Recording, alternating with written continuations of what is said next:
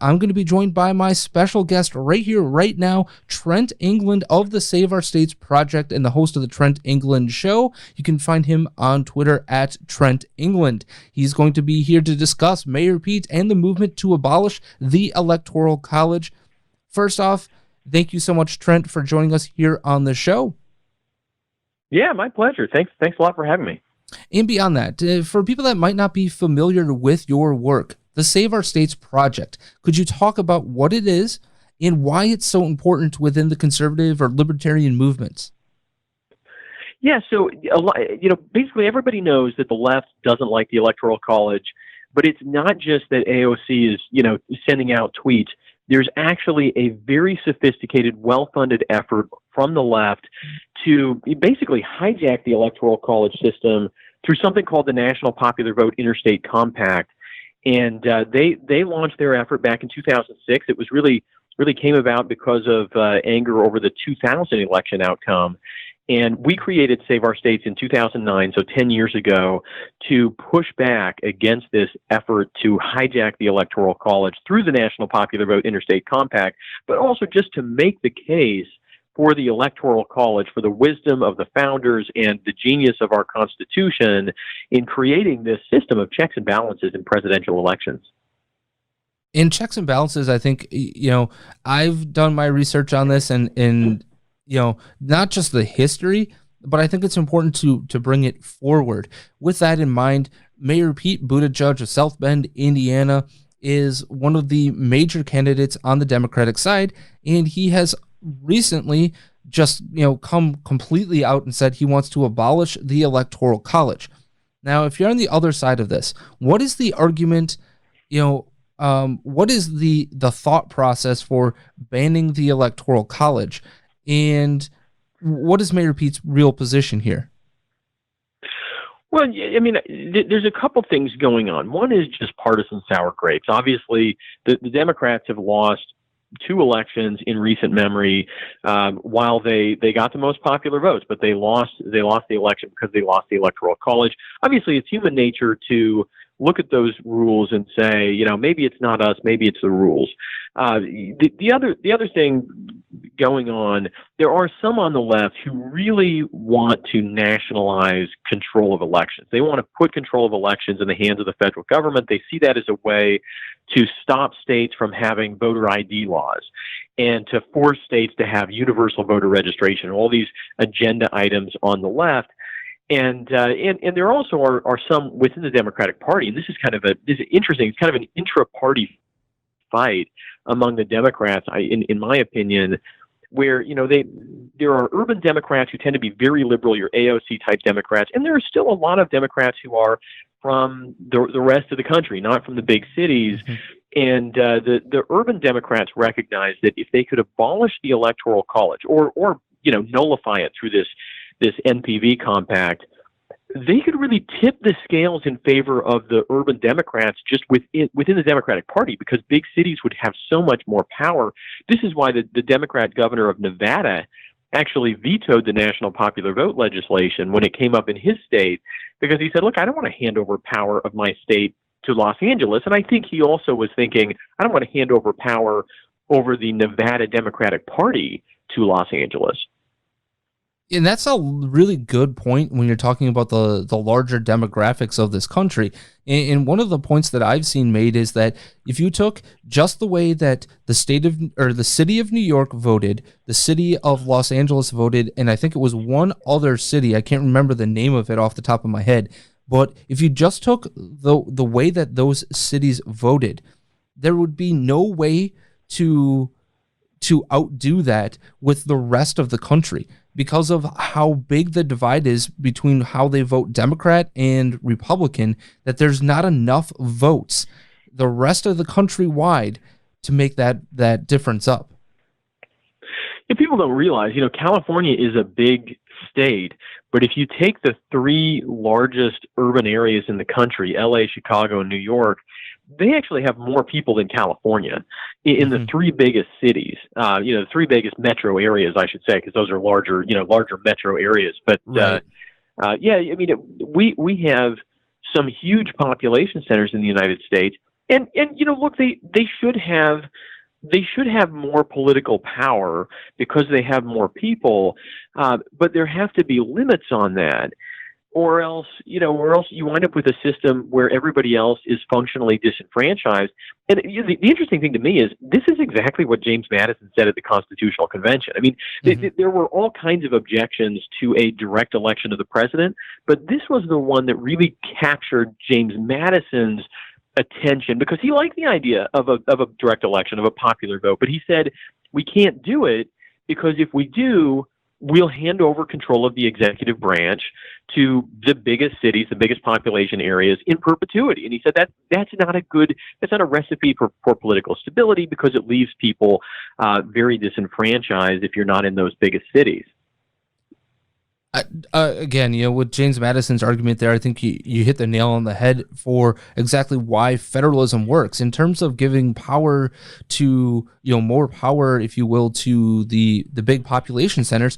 That's what the House of Representatives is for, right? You get a proportionality of so you get more power by having more people that would necessarily think like your population center would into Congress. And you can influence legislation. And if we had a real federalist system in America today, instead of what we have, that's what you would see.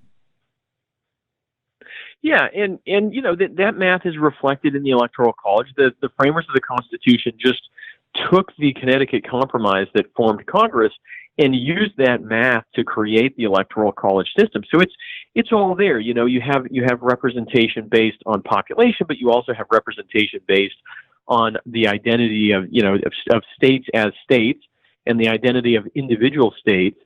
And it's worked really well. I mean, we never have any need for federal government control over elections. Presidential appointees are not in charge of presidential elections or re-elections, which I think is sort of an obviously healthy reality in our system.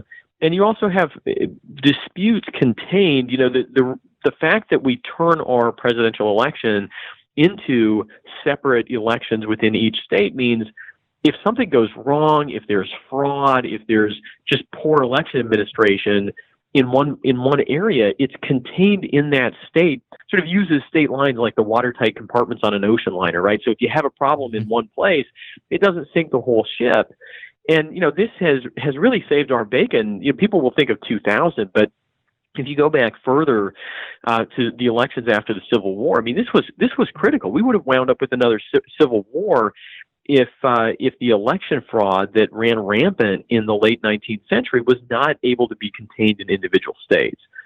And I mean, this is just part of the genius of this system, pushing power down into the states, and it just works really well over time. You mean to tell me, somebody who lives in Chicago, that there's election fraud? No way. I mean, that's, and you think about, right, Americans know that we've seen real election fraud in the past. Mm-hmm. We have a lot of concern about it in the present and the future. And one of my concerns about this National Popular Vote Plan is that, even if there wasn't election fraud, the problem is there would be no way to verify that, right? At least now these things are contained within our own states. We have the potential to, through the politics in our own states, try to create better election laws. But I mean, I can't imagine the kind of distrust we would have, and probably litigation and uncertainty, if all of a sudden, instead of Illinois' election being contained within Illinois, and Oklahoma, where I am, our election being contained within Oklahoma, if all of a sudden a stolen vote in Chicago can directly cancel out a legitimate vote in Oklahoma, or vice versa, right? I mean, you're going to have so much more partisan distrust. And, and ultimately the only solution to that, as I said, would be pushing that power up to the federal government. But I think that could be a solution that's worse than the problem. Absolutely. And earlier you kind of hinted at something that my research has shown me, which is that, right now we've had two elections within, what is it? 1, 2, 3, 4, 5, within 5 election cycles. We've had two of the the last what is it? Two of the last 5 elections have gone the way of Electoral College over popular vote, and that was 2000 and 2016. But when you look at the totality of American history, it's 5 elections that have ever happened that way. And 2 of them happened to be in the late 1800s. And it was almost in the same kind of a time frame in terms of the amount of elections between the two. So what would you say to people that say, well, we're living through extraordinary times and we've got to change the system? I would argue that that's kind of the point, is that this is the exception to the rule. Well, that's right, and it's also the Electoral College really doing exactly what it's designed to do. In both instances, in the 1876, 1888 elections, and in the 2016 elections. I mean, in both cases, what you have is a Democratic Party for very different reasons. A Democratic Party that has become really a regional party, and obviously in the late 19th century, it was the Deep South. And so they were winning these states in the Deep South with huge margins. 1888, the Democrats won 86% of the vote, or I think 84% of the vote in South Carolina. Right? I mean, huge, overwhelming margins. Some of this was voter fraud. There was a tremendous amount of voter suppression in some of these states. But, they were able to run up the score where they were already popular. And that was a recipe for winning the most popular votes. But you can't win the Electoral College that way. In 1876, 1888, both instances, this is what happened to them. It was exactly what the founders wanted the Electoral College to protect us from, was one region of the country where, you have a party that's so popular that they can pump enough votes out of that region that they can win the most popular votes, but that's unhealthy to have a system like that. So we have the Electoral College. And really, the Democrats, once they ran Al Gore in 2000, which was a big shift, right? Bill Clinton had been a much more moderate Democrat. He took a lot of centrist positions, and obviously, electorally, he did very well. With a little boost maybe from third party candidates in both of his elections, but still.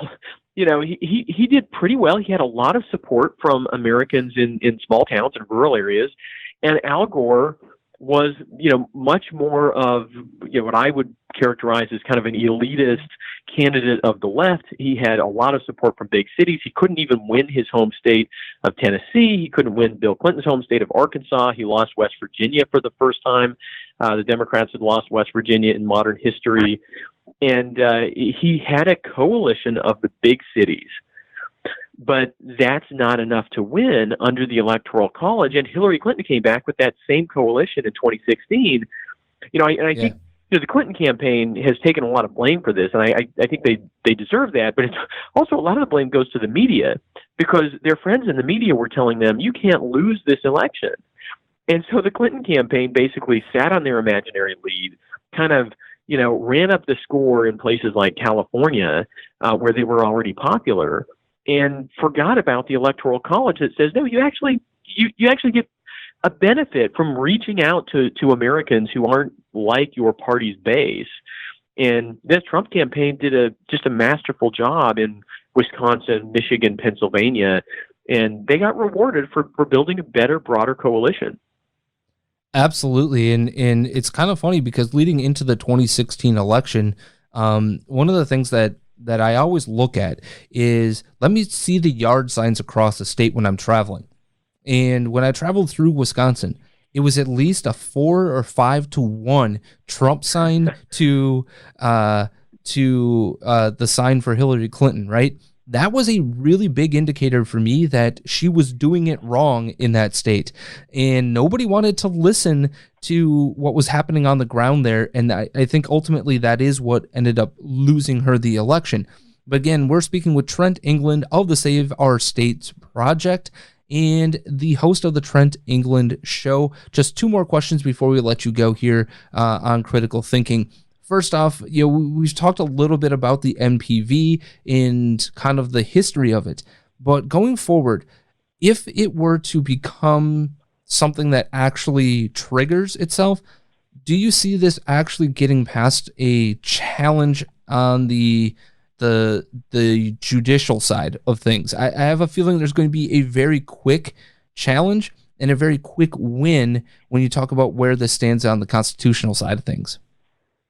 Yeah, so just to fill in listeners, right? This has a trigger. So it's been adopted by 15 states plus the District of Columbia, and those states control 196 electoral votes. But there's this trigger where it only takes effect if it would actually control the outcome of presidential elections, which means it only takes effect if they get states worth 270 electoral votes. So they're close, but they're not there yet.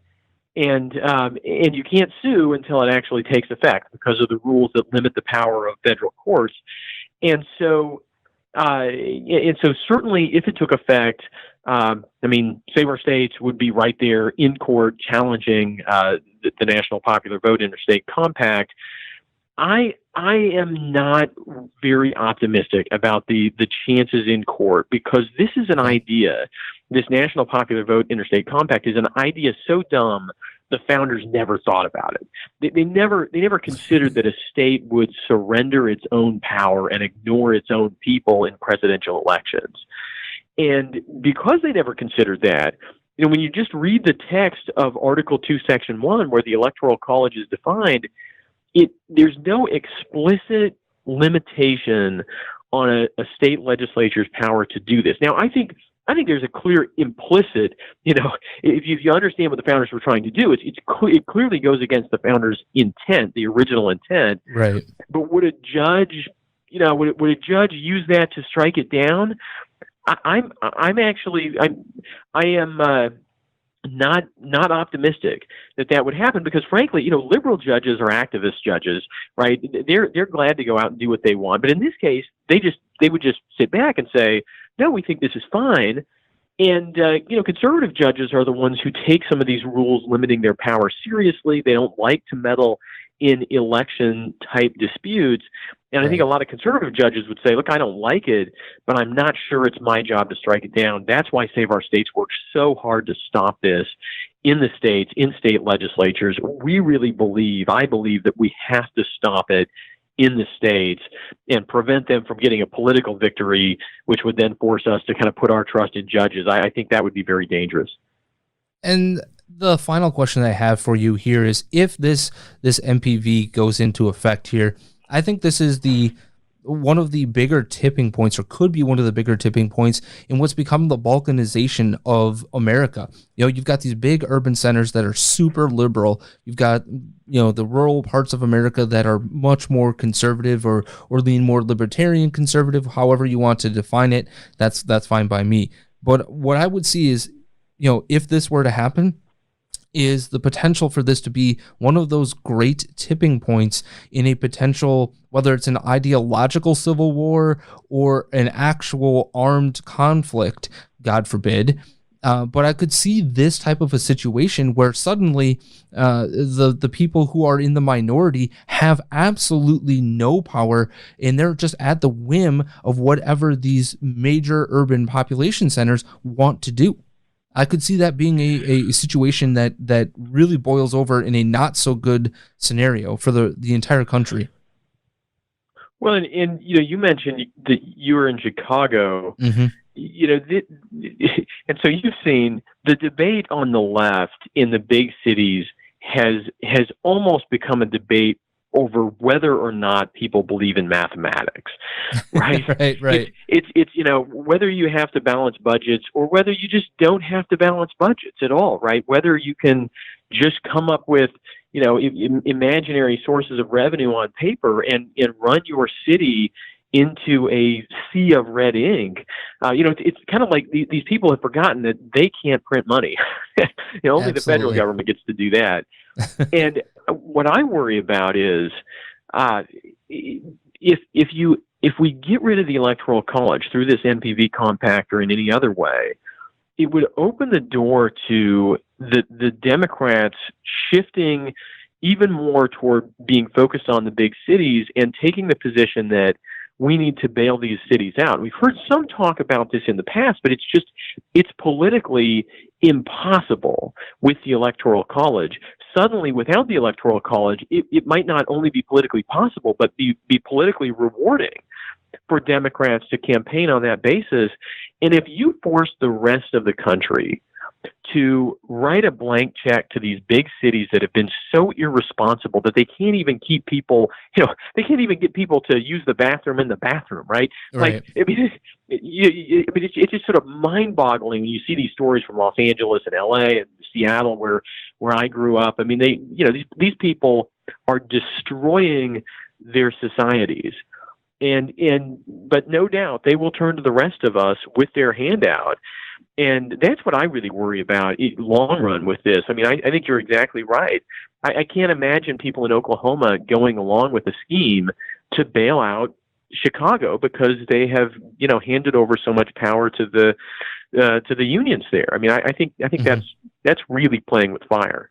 Yeah, absolutely. And Lord knows, after going through a 10 or almost 11-day strike from the Chicago Teachers Union here, and that kids just getting back to school on Friday, it definitely was a scenario that you saw a battle for political power from the unions versus somebody who's actually super progressive in Mayor Lori Lightfoot, putting her foot down and doing what she did to protect the taxpayer, while also having to balance, hey, guess what? We're still going to have to increase your property taxes because we've got a nearly $900 million budget hole of our own to fix. It was an interesting tightrope that she was walking here as she was trying to talk about the budget and also having to deal with the potential for CTU taking even more political power in their own hands, literally under their new contract. But we'll talk with Adam Schuster later about that. As for you, what do you have coming up? How can people find your show, and where can they find you on social media? Yeah, so I'm on social media at Trent England and also at Save Our States. The Save Our States Project, we push a lot of content out, particularly on Facebook, trying to help people get the best arguments for the Electoral College, know what's going on with this dangerous National Popular Vote Compact scheme. And so those are the best places to find me, at Trent England and at Save Our States, or www.saveourstates.com.